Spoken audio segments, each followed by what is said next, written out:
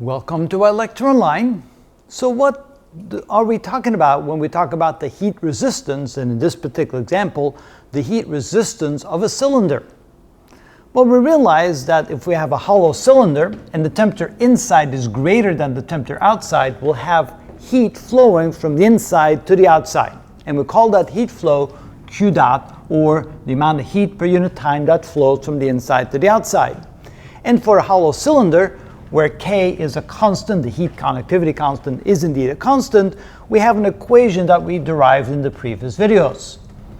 So here we can say that K is the conductivity constant, L is the length of the cylinder, the natural log of B over A, B is the outside radius, A is the inside radius, and then this is the difference of the temperature between the inside and the outside.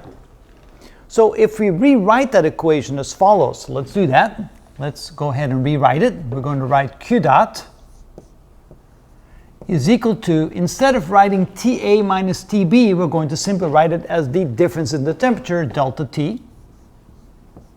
And then we're going to divide the whole thing by the natural log of B over A divided by this quantity. So we're going to write that as the denominator of the denominator. So that can then be written as the natural log of B over A divided by 2 pi KL. Now you see we have a fraction. We have delta T divided by this quantity here. And it's this quantity here, and I'm looking for my red pen. So this quantity here is called the heat resistance of that cylinder, or the heat resistance of the equation. The heat resistance in thermodynamics and in heat transfer is kind of like the resistance in a circuit. The resistance in a circuit slows down the current flow. The greater the resistance, the smaller the current flow. And here we can say the greater the heat resistance, the smaller Q dot, the smaller the heat flow from the inside to the outside of the cylinder. So let's now explore some of these things. Let's explore the quantity B over A. If B over A, the ratio of B over A increases, that will cause the denominator to be a bigger quantity. That means the heat flow will go down. So if B over A goes up, then Q dot will actually decrease.